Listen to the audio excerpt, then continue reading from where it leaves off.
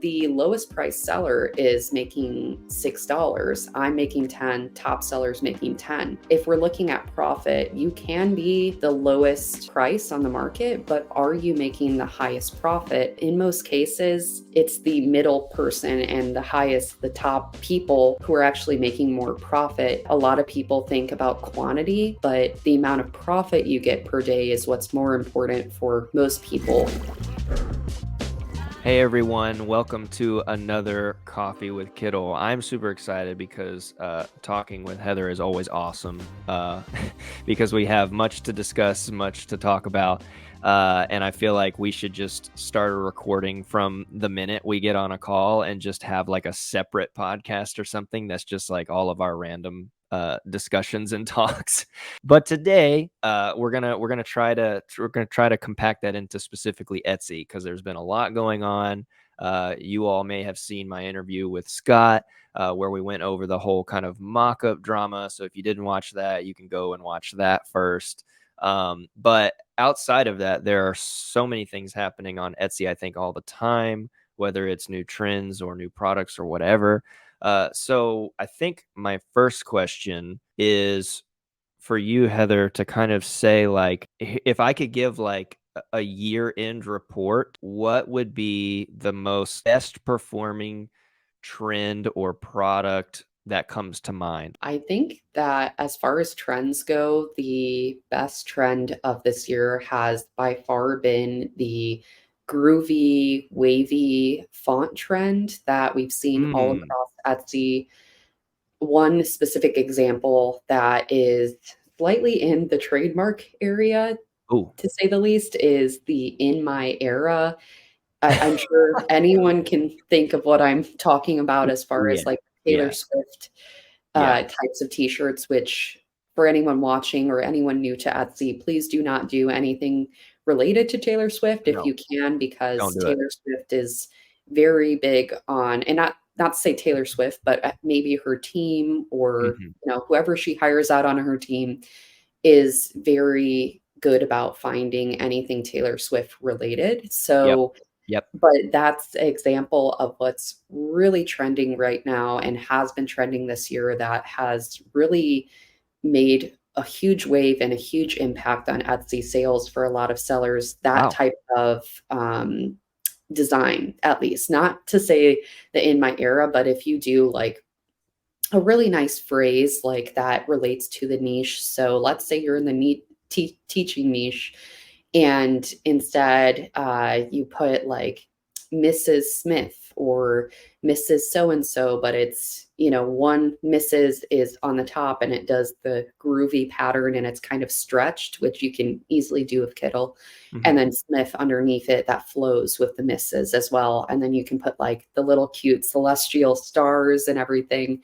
Yeah. And I did actually make a YouTube tutorial on that Oh, on my good. channel as well. But I'm sure, like Drew, you probably have done that multiple times on your channel as well. That It's wavy text, yeah, it's always very popular, yeah. yeah, and that's the biggest trend by far Wow. this year that I have seen that has most of the best-selling listings I've found on Etsy Wow. and the listings that are doing, well over 5 figures in revenue and even to say like profit, as we go as far to say profit for some of those listings, those have had that type of trend with the Mm, design. okay. So that's what I found as best selling. Even putting that design on backs of sweatshirts now. I Okay, I know. was getting ready to ask you about the actual product, because Juna even mentioned as we just talked about t-shirts, Juna in our previous video, I asked him to give a year-end report basically on t-shirts in general, and in the top, whatever, he said the same thing, the wavy, groovy text. So that's okay. That's really good data to hear that you're saying the same thing as it relates to Etsy. But I was getting ready to ask, like, what is it on? Just a shirt? I mean, you said backs of sweaters. Yeah, I think backs of sweaters has been the highest trend I have seen, even backs of hoodies, the oversized hoodie, back of sweatshirt. That's what I've Okay. seen as the new kind of aesthetic on Etsy, at least this year. We've Okay. seen with just like those. mock-ups I've seen on Etsy where it's like the back of the sweatshirt, oversized hoodie look. 100%. And yeah, that's top. And even taking that to different products, I think that people who took it to ornaments or mugs Ooh, and scaled didn't think out about that. those products to areas that other people have not went, I think those sellers have seen a really nice additional income this year because they Yeah, scaled to different products too. So that's always something to note is if one trend is really working for sweatshirts, I feel like apparel is usually where you're going to see more of a crowding in competition. But if you take it to a mug or something. yeah, like drinkware, home decor, Mm. and take it to a new product type that's underserved, then you may find more profit and, more sales there. What about color? Because as we talk specifically about this wavy text, kind of retro-y, groovy, I mean, it is kinda I mean, it's kinda 60s, 70-ish if we had to put a target date on it. Black is a very high performing best-selling shirt color because it's the most flattering, especially I would say on myself. Black t-shirts are great because they don't show stains. But I can't get there in my mind for this kind of groovy retro wavy text. I could make a design certainly that has that on a black shirt. Maybe it's just white text. But I'm wondering, did you see this on more of the kind of bohemian-y, muted tans and orange and greens and like what color-wise did you see this trend on? That's exactly what I was going to say is Okay. it's the color sand Gildan 18,000. This sweatshirt is just a Always powerhouse out of stock sweatshirt. is what it is. Always Yeah. out of stock. Yeah, it's just been trending for the past few years. Wow. Even, when I began my Etsy shop, it's 3 years now, oh my goodness. Oh, It's wow. been 3 years, so 3 years ago, I that was my first bestseller was the Sand Gildan 18,000 crew neck sweatshirt, and Wow. that color, like, it's a very, I don't know, it's just a beautiful color, It's a nice and sand tan yeah, color. It just yeah. is.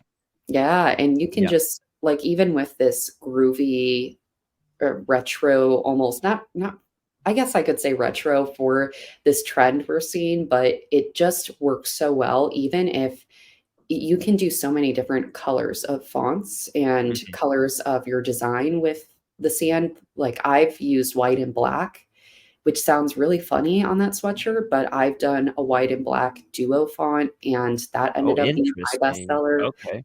Yeah, and, even you can take other colors, like, if you do, like, dull hues of colors just so it still prints on the sweatshirt and shows through.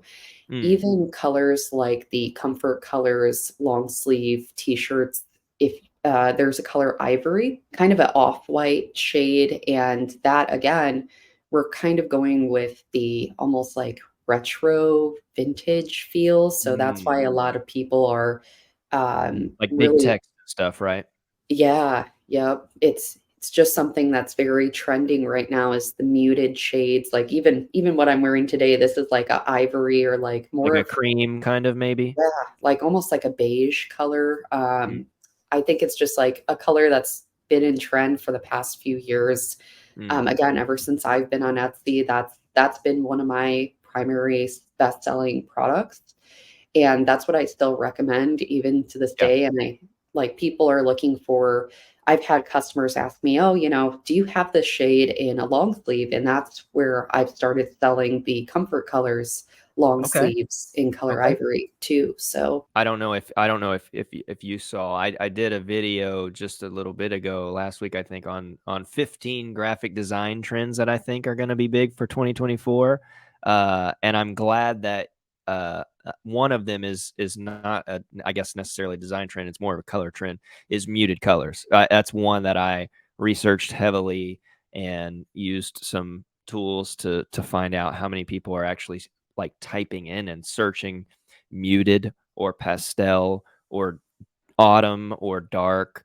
Like you said, you kind of said like you turn the hue down, right? It's this kind of muted, not loud for the sake of being loud color. So it's good to hear you say that that's what's converting because it's such a powerful color combination. Those colors like sand and orange and or mud, I think that's kind of one of my Mhm. favorite colors is this like muddy orange. Yep, I So agree. you mentioned two product brands at so far. You said the Gildan, of course, staple. Nothing wrong with it. I mean, the Gildan has been around for a long time.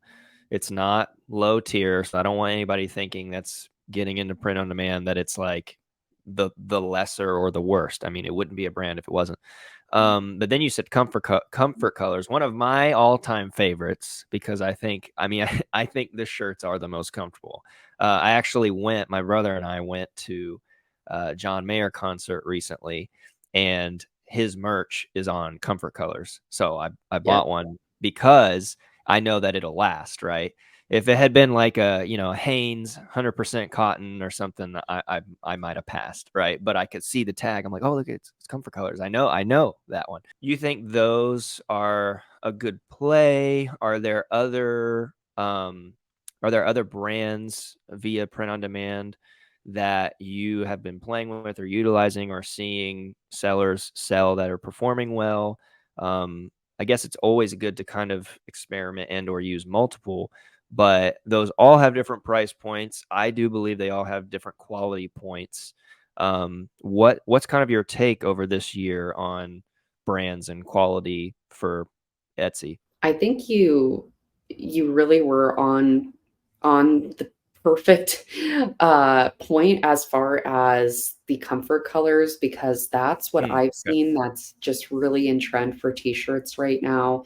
Hmm. Although they are higher price points, a lot of people are willing to pay more To pay for it, yes. for yeah, like, I've noticed that in my shop, Okay. because that was something that a lot of subscribers and followers once I showed samples of the comfort colors even last year, a lot of people were commenting and saying, "How do we even price this? Because production fees are really high with print on demand, so how will even customers wanna buy this at almost $30 per t-shirt Oh, to you- see that?" you're you're leaning into a future question because I'm already going to Yeah. ask you that. Yeah.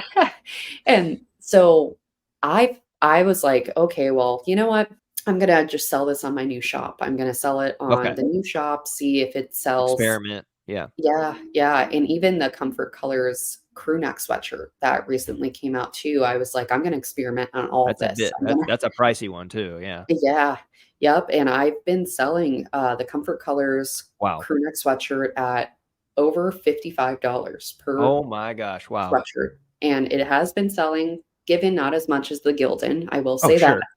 but to say that I'm at least making a profit on those, I am when I get those sales coming through, but you do have to price higher. That's the only Mm, downside is you may get mhm. less sales, but if people are really looking for comfort colors and your designs That's do true. fit Yeah. on that, if they request it, then it's kind of like, this is the price point we just have to price it at, but for the Comfort Colors t-shirt, I've been having very regular sales Okay. for just the t-shirt at around 27.99. Oh, okay. Has been my, Cool. like, average price depending on if someone purchases full price, which is closer to, like, $30 I sell it at, Yeah. or when I have a sale running, that's when I'll usually get more purchases, so Okay. Are these shirts, for example, is this one-sided print or are they two? Because it adds that extra cost for the extra printing fee if you do multiple sides. Is that been factored in at all, or you see one way or the other? Like, oh, I want it with both, on the front small, back big, or is it just front? Or for my listings that have sold, it's only been on the front. I okay, do have a few listings. I've had like 1 or 2 sales on one of my Comfort Colors t-shirts that I have a front print and a back print on, okay, and that one is primarily in the, bachelorette party niche/bridal category, so I have okay. a front print of like a ring and then the back print of like a quote that just says like just married or something Oh, along okay. those Yeah. lines. So in that I'm using the groovy retro trend. So There going you back go. the trend, that's something, these are kind of like trends I've been doing in my own shop as well, as far as kind of making it my own in a different way. But Yeah. that's that's what I've been testing out. So, but that Yeah. shirt has only sold a few times, and it Oh, might okay. be because the price is over $30 because production fees do, of course, Yeah. go higher due to the back print. So, Yeah. Yeah, that's true. I actually part of an analogy or an example I'm giving in the video is, let's say you want to do the back print. Okay, how do we structure that? Because that's an extra almost $6 oftentimes. And before I get into asking pricing questions or about pricing, I want to know if you've seen anything, especially in comfort colors and or these other trends. Have you witnessed any influx or increased in embroidery, embroidered designs, uh, comfort colors? I have some comfort color shirts I've tested with embroidery, and it holds it much better than I think a Gildan does. And I'm not suggesting that you can't offer or do embroidery on a Gildan shirt. I mean, embroidery will technically never ever fade, right? yeah. Albeit more expensive. Yeah, I guess that's the question. Have you seen that coming up at all, or is it really just the DTG or screen printed stuff? I think embroidery is going to be a huge trend for 2024. 2024. I almost said 2025. Oh my gosh, I'm a year ahead already, but I would say that that's something that I'm looking to add into my shop this new year Okay. is a lot of embroidery designs and just simple graphics on t-shirts that are repeated in like four. I think that's what is the new trend that I've at least seen on Etsy as well is the embroidered designs that are just graphics. I have a prior client where she draws all of her graphics on her iPad, Oh wow.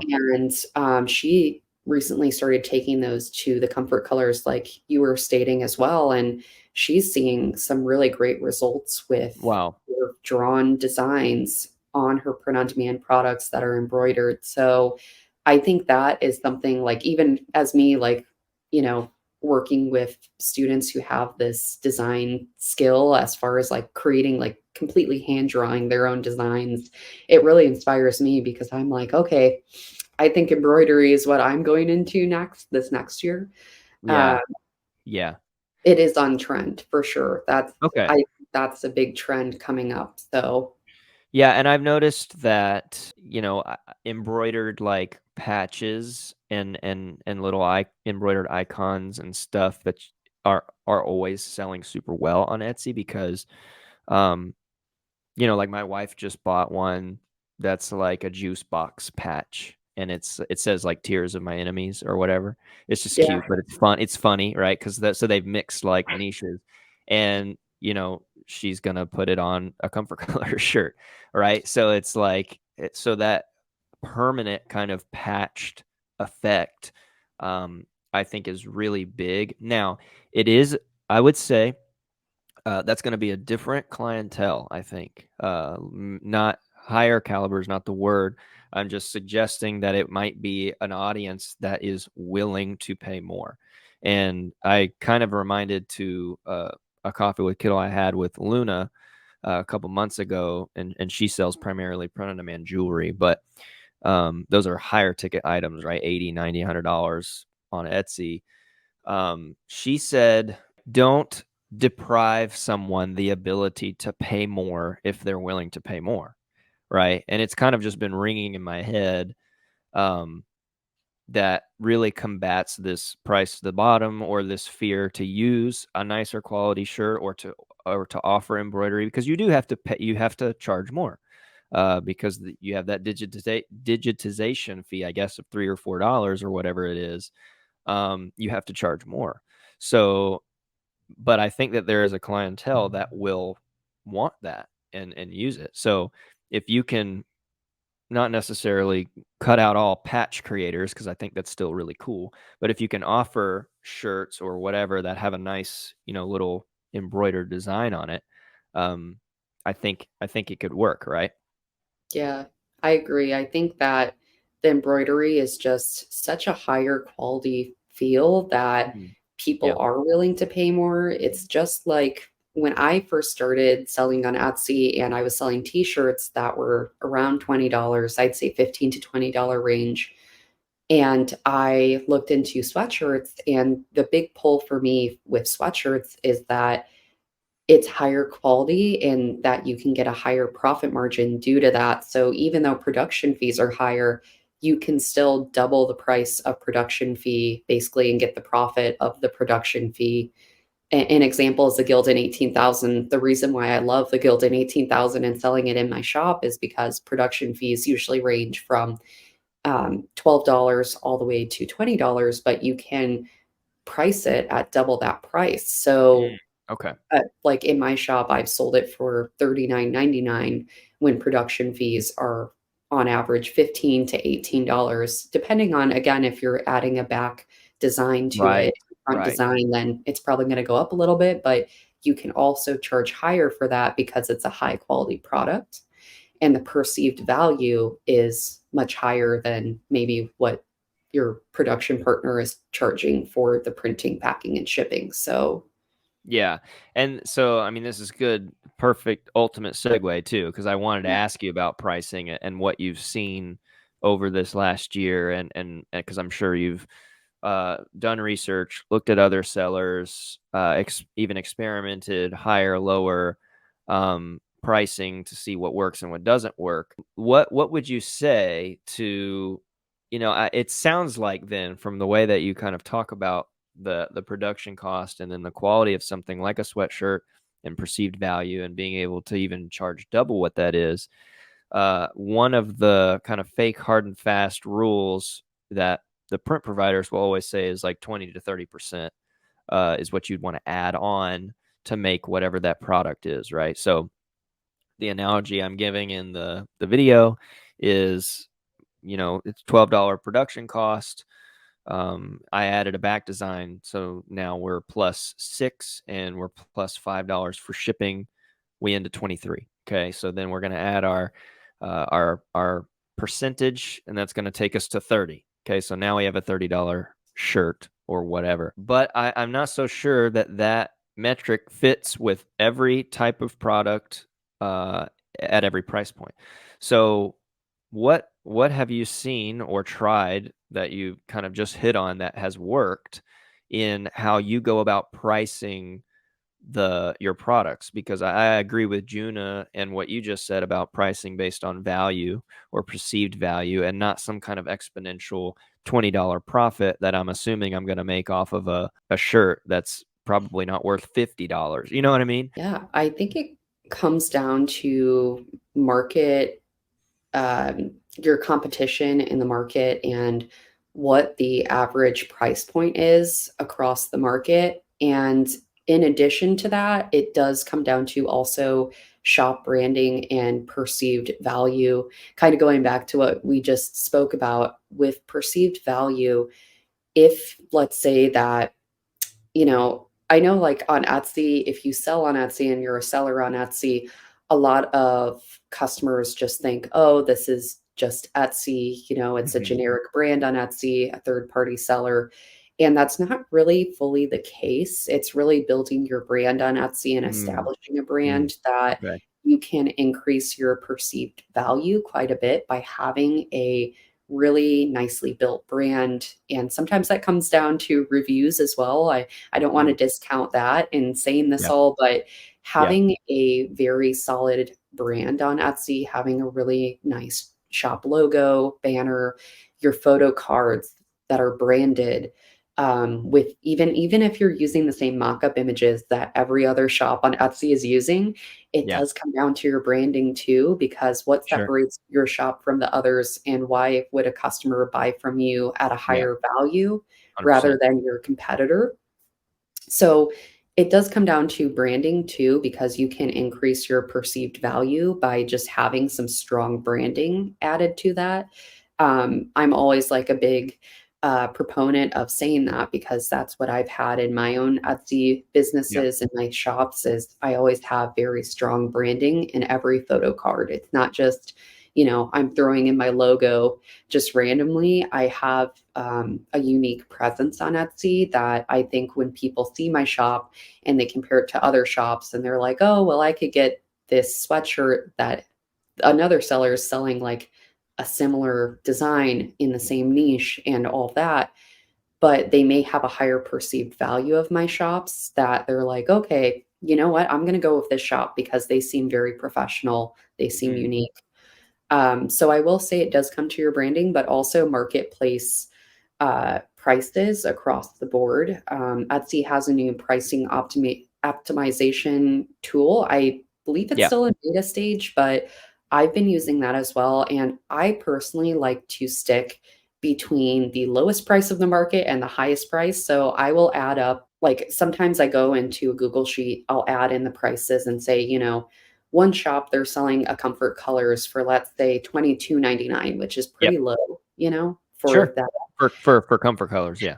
Yeah, for comfort colors, that's lower, or maybe they're selling as low as 19.99, and then some other shops are selling for 34.99. So I like to be the middleman on top of like having that strong branding and seeing the lowest prices and the highest prices because we are competing with those handmade sellers. So and I'm not someone where I try to undercut the market. I'm not trying to cause a shift in lowering prices all Yeah. across the board. So for Sure. me, yeah. So for me, I like to stick in the middle, and usually that would range from 24.99 to 29.99.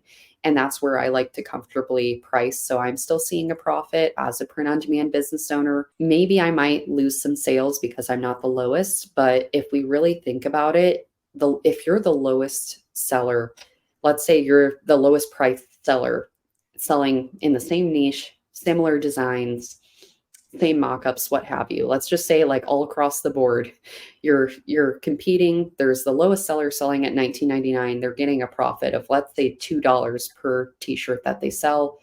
For me, I'm Yeah. getting $5 per t-shirt I sell. And Yeah. for the highest person, it maybe they're getting $10. Maybe they're getting double. Maybe the $10 person only gets one sale per day. I get, let's say, two sales per day, and the other person gets, you know, let's say one or three sales a day. So that first person would get the $10, which is really great. I mean, that's a great profit for them. For me, I'd get $10. For the lowest seller, they'd get four.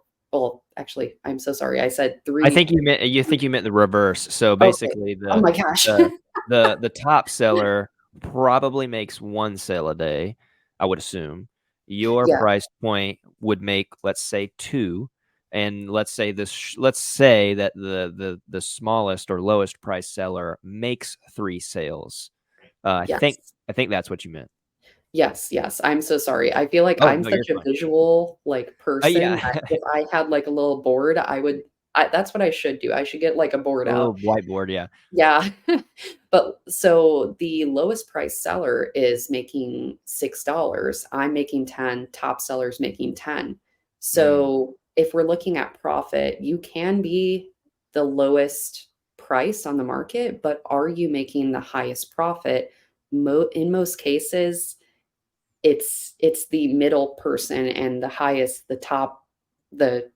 higher price yeah, point people who are actually making more profit. And that's I right. think that a lot of people think about quantity when Mm, quantity does help, the amount of sales you get per day, that might help, but the amount of profit you get per day is what's more important for most people, I'd at least assume, at least for me. So for me, I would like to see $5 to $10 of profit per t-shirt. So I'm going to stick in the middle or the higher end because I don't really care about quantity. I care about the amount of profit per sale. So I guess yeah, hopefully that's helpful for anyone watching on how yeah. you should price and why you don't have to be the lowest. And I think that's the initial interpretation of selling on Etsy is like, oh, I have to go into the market, be competitive, sell the lowest price. That can help you get some initial traction and sales. But I would never keep that as a long-term plan or strategy for your pricing. So And it may not also bring you any repeat customers, because the time that you're spending on quantity and quantity of designs and listings, you risk losing time on what you mentioned about branding. yeah, So we have a lower potential for repeat customer when they see a new listing or design comes on, whereas your shop or the top shop with stronger branding, stronger elements, stronger listings, has that potential to engrave the experience a little bit more, like a handcrafted experience. It's kind of where Etsy started, so we can't forget that. yeah, But that's very helpful, and it's good to hear, because it's very much the same as the analogy that I'm breaking down in the video, because there's a lot more that goes into this, like we've just discussed, than just add 30% to your number. You know what I mean?